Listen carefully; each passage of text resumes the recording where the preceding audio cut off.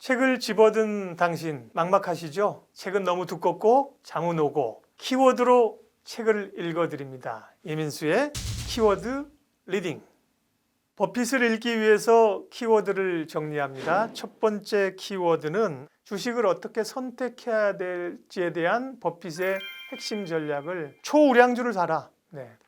허접한 주식 사지 말고 우량주도 그냥 우량주가 아니라 초우량주를 사라. 초우량주면 굉장히 몇 종목 안 되겠죠? 워렌 버핏이 찰리 먼거라는 인물을 만나기 시작하면서 그의 철학이 바뀝니다. 그 전까지는 버핏도 가치 투자자이기 때문에 엔간한 주식을 무조건 싸게 사서 가격이 오르면 파는 전략을 워렌 버핏이 썼어요. 그러다가 찰리 먼거라는 친구를 만나면서 먼거가 비싸더라도 좋은 주식을 사야 된다. 아주 좋은 주식은 그렇게 헐값까지 떨어질 가능성이 적겠죠? 보통 가격으로 좋은 회사를 매입하는 것이 좋은 가격으로 보통 회사를 매입하는 것보다 낫다.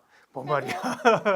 그 말은 싸게만 사려고 하지 말고 엔간한 가격을 주고 초우량주를 사라는 게 첫 번째 원칙이에요. 초우량주가 되려면 돈을 잘 버는 기업이어야겠죠. CEO가 유능해야겠죠. 회사가 잘 대응해야겠죠. 그리고 핵심적인 조건이 있으니 그것이 바로 경제적인 해자이다. 범접할 수 없는 1등. 그 기업을 독점 기업, 해자를 가진 기업이라고 보면 됩니다. 선생님, 그 해자라는 게 해자스럽다 할 때 그 해자인가요?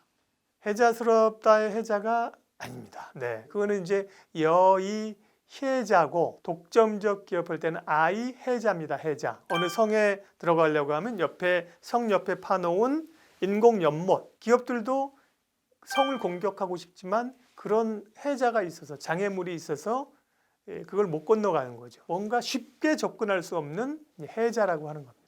워렌 버핏의 투자 철학을 얘기하면서 해자란 얘기는 굉장히 중요합니다. 그러니까 버핏은 해자가 있는 기업을 나는 고른다. 그 다음에 훌륭한 성주까지 똑똑하면 이 기업은 정말 대단한 거죠. 해자와 성주를 기억해 주십시오. 두 단어. 두 번째는 이성적으로 투자해라. 그러니까 투자 시장에 대한 대응 원칙입니다. 감성적으로 시장을 대하면 되지 않는다는 거예요. 사람들은 감성적으로 대하거든요. 왜냐? 옳은 주식을 사고 싶고 사람들이 좋다고 하는 주식을 사고 싶어 해요. 다들 사려고 하는데 팔고 나오고 객장을 떠날 수 있는 사람. 모두가 예스라고 할 때 노라고 대답할 수 있고 모두가 노라고 할 때 예스라고 대답할 수 있는 그런 이성을 가져야 된다는 겁니다. 이런 얘기를 벤저민 그레이엄이 얘기했어요. 주식시장은 단기적으로는 인기 투표하는 것 같다. 투표기의 역할을 하고 장기적으로는 기업의 가치를 재는 저울과 같은 역할을 한다. 저울은 정직하잖아요. 인기 투표는 다른 거죠. 휩쓸려 가기 때문에 그런 거죠. 대중과 함께 감성 쪽에 섰던 사람들은 역사적으로 돈을 잃었다. 그러나 이성적으로 시장을 대하고 소수에 섰던 사람들이 돈을 벌었다는 게 주식시장의 자본시장의 생리입니다. 세 번째 키워드는 안전마진을 가져라. 이거는 언제 살 것인가? 이건 벤저민 그레이엄에서 배운 거죠. 이 기업이 가지고 있는 가치는 이만큼인데 갑자기 가격이 뚝 떨어졌다. 이만큼의 갭이 생긴 거잖아요. 안전한 마진이 생긴 거잖아요. 근데 앞에서 보통의 가격으로 좋은 회사를 매입하는 게 좋은 가격으로 보통 회사를 매입하는 것보다 낫다라고 했으면 안전마진하고 대립되는 얘기 아닌가요? 네, 날카로운 지적입니다. 버핏의 초기의 투자는 버핏은 안전마진을 철저하게 따르고 안전마진 있는 기업을 중심으로 샀어요. 그러다가 후반기에 가면서 그가 안전마진도 중요하지만 더 중요한 건 정말 초우량주다. 아마 안전마진만 고수했다면 버핏은 오늘날과 같은 세계적인 투자자가 되지는 못했을 거예요. 조금 비싸게 사더라도 초우량주를 산다는 원칙으로 방향을 전환했기 때문에 오늘이 버핏이 있는 거죠. 그럼 워렌 버핏한테 이 원칙의 우선순위가 바뀌는 계기가 있었던 건가요? 계기는 워렌 버핏의 영원한 동반자 찰리 먼거죠. 다음 편에 찰리 먼거를 할 예정인데요. 찰리 먼거는 잘 모르실 거예요, 여러분들이요. 먼거 얘기할 때 해드리도록 하겠고요. 네 번째 이 워렌 버핏의 핵심 투자 원칙 키워드는 집중 투자입니다. 집중 투자. 포트폴리오를 어떻게 구성할 것인가. 우리가 잘 알고 있는 대부분 분들이 알고 있는 것이 계란을 한 바구니에 담아라 담지 말아라. 담지 말아라. 왜? 깨지면 와장창 한 판이 다 깨지니까. 분산 투자라고 하잖아요. 학계에서도 그렇게 얘기하고 많은 투자자들이 그렇게 얘기를 하는데 워렌 버핏과 찰리 먼거나 전설적인 투자자들은 NO라고 얘기하고요. 모든 달걀을 한 바구니에 넣고 튼튼한 바구니에 담아 흔들릴 것 같은 그런 데다가 놓지 않고 아주 조심스럽게 잘 관리해라. 이렇게 얘기를 한 거예요. 분산 투자를 한다는 건 네가 잘 모른다는 거를 입증하는 거다. 모르니까 분산 투자하는 거죠. 그죠? 잘 알고 있는 것에 집중 투자를 하라는 겁니다. 그러면서 사실 위험한 얘기예요. 초보자에게 집중 투자하세요. 그런 얘기는 몰빵하세요. 갑자기 갑부가 되든지 죽든지 선택하세요. 이 얘기하는 거랑 똑같아요. 그러니까 초보자들은 분산 투자해야 돼요. 그러나 수준이 올라갈수록 집중 투자하는 게 좋습니다. 다섯 번째 키워드는 장기 투자.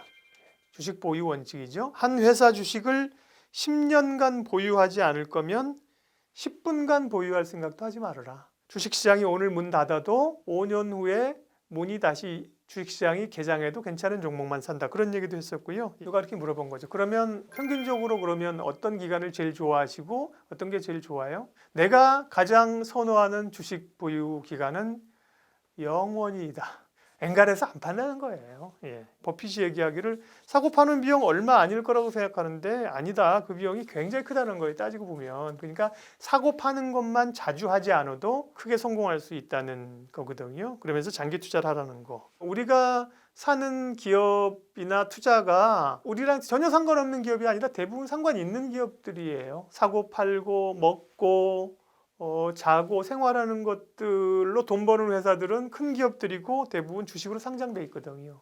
우리가 노력만 하면 그런 기업들을 알 수 있다는 거죠. 투자자는 모든 시각을 그렇게 바라봅니다. 지하철 타고 가면서 책을 보는 사람을 만날 수가 없지요. 다들 스마트폰 보죠. 그러면 투자자 입장에서는 사람들이 지금 스마트폰으로 뭘 보고 있는지를 보는 거예요. 그럼 예전에는 스마트폰으로 뭐 했어요? 팡팡팡. 예, 예. 앵글리버드. 요즘 앵글리버드 하시는 분 있어요? 앵글리버드가 뭔지 모르시죠? 아세요? 우리 별로 세대 차이가 안 나네요. 네. 요즘 사람들은 지하철에서 스마트폰을 가지고 뭐 봐요? 유튜브를 통해서 영상 드라마 보거나 자기 관심 분야 뭐 책 얘기도 하고 보거나 또 뭐 봐요? 카툰을 봐요. 카툰. 맞죠? 웹툰. 다 웹툰 봐요. 그러면 사람들이 갑자기 왜 웹툰을 보기 시작하지? 웹툰 시장이 성장하는구나. 관련된 기업은 어디 있지? 이렇게 접근을 하는 거예요. 웹툰을 만드는 기업이 어디 있을까? 그런 기업을 찾아 들어가게 되면 결국은 또 네이버, 카카오가 그걸 하고 있다는 걸 알 수가 있어요. 카카오는 초우량주에 속하는 거예요? 카카오는 우량주에 속하죠. 왜냐하면 한국에서 적어도 넘버원인 게 있잖아요. 근데 지난번에 그 첫 번째 시간에 그 PER 얘기하시면서 주가 수익 비율이라고 하는데 그 회사가 벌어들이는 주당 이익의 몇 배만큼 주식값을 쳐줄 수 있느냐, 이게 이제 PER의 개념이에요. 그러면 삼성전자 같은 경우는 이제 해당되는 거죠. 무슨 현대차라든지 우리가 알고 있는 포스코, 여러분들도 젊은 분들 알고 있는 짜파구리 농식 뭐 이런 것들은 대부분 뭐 20배, 30배 이내예요. 그런데 소위 성장주라고 하는 것들, 네이버, 카카오, 바이오 기업 이런 것들은 PER이 최소한 40배, 60배, 바이오는 100배까지 돼요. 그런 주식들은 보수적인 투자자는 그런 투자하지 말라는 거예요. 가치 투자자들 얘기고요. 버핏이 아무리 카카오 좋고 페이스북이 좋고 구글이 좋다고 해서 PER, 주가 수익 비율이 80배인데 투자 안 합니다. 버핏은요. 그러니까 내가 어떤 철학을 가지고 있느냐에 따른 거죠. 그러나 성장주를 좋게 보는 사람들은 또 거기에 투자를 하는 거죠. 내가 어떤 투자 철학을 가지고 있느냐에 따라 달라요. 자신이 어떤 원칙을 가지고 있느냐에 따라서.